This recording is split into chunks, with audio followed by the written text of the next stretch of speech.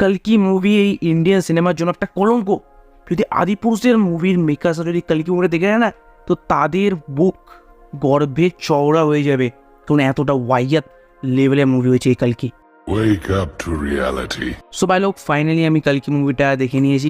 And কালকি মুভিটা পয়সা বসুল নাকি পয়সা বরবাদ, এটা জানতে হবে তোমাকে ডেফিনেটলি পুরো ভিডিওটা ওয়াচ করতে হবে। সো কালকি 2898 AD এই মুভির স্টোরি নিয়ে যদি আমি কথা বলি উইথাউট স্পয়লার, তাই ডাইরেক্টর নাগভূষণ আগেই জানিয়েছেন যে ওনার এই মুভিটা কিন্তু মহাভারতের সিকুয়াল হতে চলেছে। তো সেই কারণে আমরা মহাভারতের 6000 বছর পর যখন কলিযুগ তার চরমে থাকবে, সেই সময়কারী স্টোরি লাইন দেখতে চলেছি এই মুভির ভেতর। সো এর থেকে বেশি আমি স্টোরি আর বলবো না, তোমার জন্য মুভিটা একেবারে স্পয়েল হয়ে যাবে। বাট আমার এই মুভির মধ্যে কী ভালো লেগে সেটা নিয়ে আপাতত কথা বলবো। সো এই মুভির মধ্যে আমার সবথেকে বেশি যেটা ভালো লাগে সেটা হচ্ছে ডেফিনেটলি এর ভিএফএক্স। ইয়েস, অ্যান্ড সেটা পুরো মুভিটা, হোল মুভিটা এমন একটাও সিন নেই যেটা তোমার দিকে মনে হবে যে এখানে ভিএফএক্সটা ঠিক কাম ছাড়াও ভিএফএক্স দিয়েছে, তেমন ভালো ভিএফএক্স নয়। প্রতিটা জায়গাতেই টপ নচ লেভেলের ভিএফএক্স আমরা দেখতে পেয়েছি এই মুভির ভেতর। আর তারপর যদি আমার এই মুভির ভেতর কিছু ভালো লেগে থাকে, তাহলে সেটা হচ্ছে এই মুভির ভেতর থাকা ক্যামিওস। ইয়েস, একটা নয় অনেকগুলো ক্যামিও আছে যেগুলো তুমি হাতে গুনতে পারবে, অ্যান্ড প্রতিটা ক্যামিওই অনেকটা এক্সাইটিং। বাট তার মাঝেও যদি আমার কোনো ক্যামিও সবথেকে বেস্ট লেগেছে সেটা হচ্ছে 5 বছরওয়ালা ক্যামিওটা। Yes, if you know you know. And তারপর যে জিনিসটা ভালো লেগেছে আমার এই মুভির ভেতর সেটা হচ্ছে এই মুভির ভেতর থাকা বিজিএম, যেটা দিচ্ছেন সন্তোষ নারায়ণ।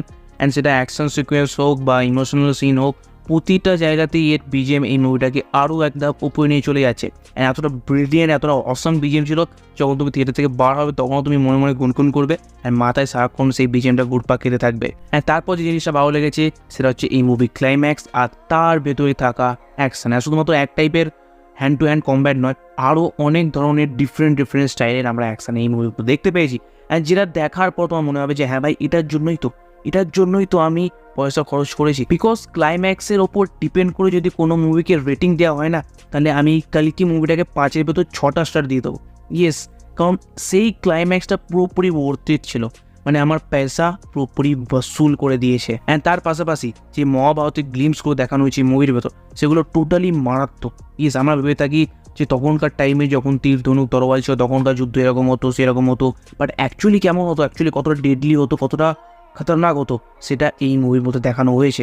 ইয়েস, অ্যান্ড যেভাবে নাগেশ্বর সেই সিনটাকে ক্রিয়েট করেছে, ভাই চারিপাশে লাশ পড়ে আছি, হাতির মোড়ে পড়ে আছি, অ্যান্ড তার মাঝে যে কনভারসেশন হচ্ছে, তার মাঝে যে অ্যাকশন হচ্ছে, সেইটা যেভাবে দেখানো হয়েছে, ভাই পিওর সিনেমা ছিল সেটা। আর আমি এই মুভি শুধুমাত্র তারিফ করছি, মানে যে মুভিটা অ্যাকচুয়ালি পুরো অসম লেভেল হয়েছে, মুভির ভেতরে একটাও খুঁত নেই সেটা কিন্তু একদমই নয়। এই মুভির ভেতরেও খুঁত আছে, মুভিটা একেবারেই পারফেক্ট নয়, অ্যান্ড সেই সব খুঁতগুলো আমরা ফার্স্ট হাফেই দেখতে পাই। অ্যান্ড যে কারণে ভাই ফার্স্ট হাফটা তোমার লম্বা মনে হতে পারে, বা তোমার এটা মনে হতে পারে যে অনেকটা বিল্ড আপ নিয়েছে। অ্যান্ড মুভিটা ডাউনফল তখনই স্টার্ট হয় যখন এই মুভির ভেতর এন্ট্রি হয় দিশা পাটানি। ইয়েস, মানে ওই যে সিকুয়েন্সটা ছিল দিশা পাটানি অ্যান্ড ওই কমপ্লেক্সে, সো যদি মুভি থেকে বাদও করে দিত তাহলেও মুভিতে কোনো ফারাক পড়তো না। ইয়েস, হ্যাঁ, সেইখানে ভাই রাইটিংয়ের ভেতরও আমরা কিছু পুয়ার রাইটিং দেখতে পাচ্ছি। বিশেষ করে আমাদের ভাইয়েরা বা মানে প্রবাসের যে ক্যারেক্টারটা ছিল, সে যখন কমেডি করার চেষ্টা করছে সেটা 50% ওয়ার্ক করছে আর 50% করছে না। তো যে কারণে কিছু কিছু জায়গায় তোমার হাসি পাবে, আর কিছু কিছু জায়গায় তোমার মনে হবে যে না ভাই এটা ক্রিঞ্জ হয়ে যাচ্ছে। অ্যান্ড যে কারণে আমার বলবো যে এই মুভির রাইটিং ফার্স্ট হাফে পুয়ার রাইটিং ছিল, বাট এই ফার্স্ট হাফের খুঁতগুলো মুভিটা সেকেন্ড হাফে গিয়ে অলমোস্ট মিটিয়েই দেয়। ইয়েস, কারণ সেকেন্ড হাফের লাস্ট 30 থেকে 40 মিনিট সেইখানে আমাদের প্রভাস নিজের যে অ্যাক্টিংয়ের রেঞ্জ দেখিয়েছে, এইবার আমি বলতে পারি যে হ্যাঁ ভাই, প্রভাস অ্যাকচুয়ালি কাম ব্যাক করেছে। ইয়েস, বাহুবলীর পর যদি প্রভাসের ভেতর থেকে কেউ সেই অ্যাকচুয়াল অ্যাক্টিংটা প্রভাসে পার করতে পারে, সেটা হচ্ছে নাগভূষণ। আর সেটা আমরা এই মুভির লাস্ট 30 থেকে 40 মিনিটসের মধ্যে দেখতে পেয়েছি। ইয়েস, অ্যান্ড সেই 30 থেকে 40 মিনিটস ভাই একটার পর একটা গুজবাম্প আসবে। ইয়েস, আমরা কত কিছু থিওরি বানিয়েছি প্রভাসকে নিয়ে, ভৈরবাকে নিয়ে, যে এরকম হবে ওইরকম হবে, বাট বাই নাগভূষণ আলাদাই লেভেলের ছিল। ইয়েস, আলাদাই লেভেলে একটা টুইস্ট রেখে দিয়েছিল আমাদের জন্য ক্লাইম্যাক্সে, যেটা আমরা কেউ এক্সপেক্ট করিনি, অন্তত আমি তো এক্সপেক্ট করিনি। অ্যান্ড এবার যদি পারফরমেন্সের কথা বলি, তাহলে সবার প্রথমেই যার পারফরমেন্স তোমার নজর কেড়ে নেবে সেটা হচ্ছে অমিতাভ বচ্চন অ্যাজ অশ্বত্থামা। ইয়েস ভাই, ওনার ভয়েস, ওনার তাকানোর স্টাইল, উনি যতবার স্ক্রিনে আসবেন মুভিতে একটা বুস্ট চলে আসবে।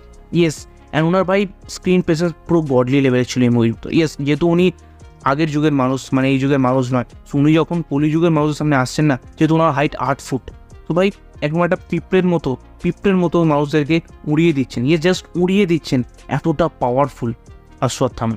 বিকজ যেহেতু উনি ইমর্টাল ভাই, তো ওনাকে যদি কেউ আসলি টক্কর দিতে পারে তো সেটা আমাদের প্রভাস, মানে আমাদের ভৈরবা। সো ওনাদের ভেতরকার যে ফাইট সিকোয়েন্সটা ছিল না ভাই, সেটা ব্যাডাস লেভেলের ফাইট সিকোয়েন্স ভাই, ব্যাডাস লেভেল। ইয়েস, মানে পুরোপুরি মজা চলে এসেছে সেই সব ফাইট সিকোয়েন্সগুলো দেখে। আর এই মুভির মেন হাইলাইট হচ্ছে প্রভাস, বাট প্রভাস থাকার পরও অমিতাভ বচ্চন যে লেভেলের পারফরমেন্স দিয়েছে এই এজে দাঁড়িয়ে এই মুভির ভেতর, ভাই জামা কাপড় ধোয়ার মতো ধুয়েছে প্রভাসকে এই মুভির ভেতর। Yes, and single handedly dominate করেছে প্রভাসের ওপর। অ্যান্ড এবার যদি প্রভাসের পারফরমেন্সের কথা বলি, তাহলে ওনার ক্যারেক্টারটা এখানে একটা জলি ক্যারেক্টার হতে চলেছে, যে বেশি হাসি মজাক করতে পছন্দ করে, বাট ওনার হিউমারগুলো কিছু কিছু জায়গায় ওয়ার্ক করে, কিছু কিছু জায়গায় করে না। বাট এই সব খামতিগুলো উনি ক্লাইম্যাক্সে গিয়ে মিটিয়ে দেয়। অ্যান্ড সেই টাইমে তুমি প্রভাস ফ্যান হয়ে থাকো না হয়ে থাকো, ইট ডাজন্ট ম্যাটার। ইয়েস, তুমি সেলিব্রেট করবে, তুমি সিটিদানি মারতে বাধ্য হয়ে যাবে, বিকজ সেই টাইমে পুরোপুরি ক্লাইম্যাক্সে গিয়ে প্রভাস নিজের অ্যাক্টিংয়ের রেঞ্জ দেখাবে। অ্যান্ড এবার যদি সুপ্রিম ইয়াস্কিন মানে কমল হাসানের পারফরমেন্সের কথা বলি, তাহলে জোরের ওপর 10 মিনিট ছিলেন উনি এই মুভির ভেতর, বাট পুরো 3 ঘন্টার মুভি এক সাইডে আর ওনার 10 মিনিট আর এক সাইডে, বিকজ ভাই উনি পিওর ভোকাল ফিল করে যাচ্ছেন। ইয়েস, প্রথম কথা ওনার ডেঞ্জারাস লুক, তার পাশাপাশি ওনার ভয়েস পুরো কাঁপিয়ে দিচ্ছে ভাই, পুরো কাঁপিয়ে দিচ্ছে। অ্যান্ড মুভির শেষে একেবারে পোস্ট ক্রেডিট সিনে যখন উনি নিজের অ্যাকচুয়াল ফর্মে ফিরে আসবেন না, সেই টাইমে ওনার পারফরমেন্স ভাই দুর্দান্ত ছিল। অ্যান্ড এবার যদি শাশ্বত চ্যাটার্জির পারফরমেন্সের কথা বলি, তাহলে ওনার পারফরমেন্স ক্লাইম্যাক্সের মতো সব থেকে বেস্ট ছিল। ইয়েস, অ্যান্ড ফার্স্ট দিকে উনি একটু কমেডি করছেন, হালকা একটু সিরিয়াস করছেন। সো ওনার ক্যারেক্টারটাই কমেডি আর সিরিয়াসের মাঝামাঝি ফেসে গেছিলো, বাট অ্যাকচুয়ালি ক্লাইম্যাক্সে গিয়ে উনি অ্যাকচুয়ালি সিরিয়াসভাবে ওনার যে নেগেটিভ ক্যারেক্টারটা উনি প্লে করেছেন অ্যান্ড দুর্দান্তভাবে প্লে করেছেন। অ্যান্ড এবার যদি দীপিকা পাড়ুকোনের পারফরমেন্সের কথা বলি, তাহলে ওনাকে এই মুভির ভেতর বেসিক্যালি ইমোশনাল অ্যাঙ্গেল ক্রিয়েট করার জন্যই রাখা হয়েছে, কারণ উনি এই মুভির ভেতর ভগবান কালকির মা হতে চলেছেন। অ্যান্ড যে কারণে ভাই মুভির ভেতর ওনার পারফরমেন্সও দুর্দান্ত লেভেলের ছিল। সো আমি কালকি মুভিটাকে দেবো 5-এর ভেতর 4.5 স্টার। আর আমি তোমাকেও রিকমেন্ড করবো যে তুমি যাও গিয়ে এই মুভিটা ওয়াচ করো, কারণ এরকম মুভি বারবার আসে না। 2Dতে দেখো, 3Dতে দেখো, কোনো ফারাক নেই 2D 3Dর মধ্যে, কারণ 3Dর মধ্যে এমন কোনো আলাদা মাল মশলা নেই যা তোমাকে 3Dতেই দেখতে হবে। সো তুমি যাও গিয়ে ওয়াচ করো ডেফিনেটলি, অ্যান্ড থিয়েটারে গিয়েই দেখো, কারণ এইরকম মুভির মজা অ্যাকচুয়াল থিয়েটারই আছে। যখন ওটিতে রিলিজ পাবে, যখন তুমি দেখবে, তখন রিগ্রেট ফিল করবে যে কেন আমি থিয়েটারে দেখতে গেলাম না। সো তুমি যাও গিয়ে অফকোর্স এই কালকি মুভিটা ওয়াচ করো। বাকি যদি কালকি ব্যাপারে আরও কেউ জানতে হয়, তো আমি সেটা নিয়ে একটা ভিডিও বানিয়েছি, তুমি যাও গিয়ে সেই ভিডিওতে চেক আউট করো। তোমার সাথে দেখা হবে ঠিক সেই ভিডিওতে।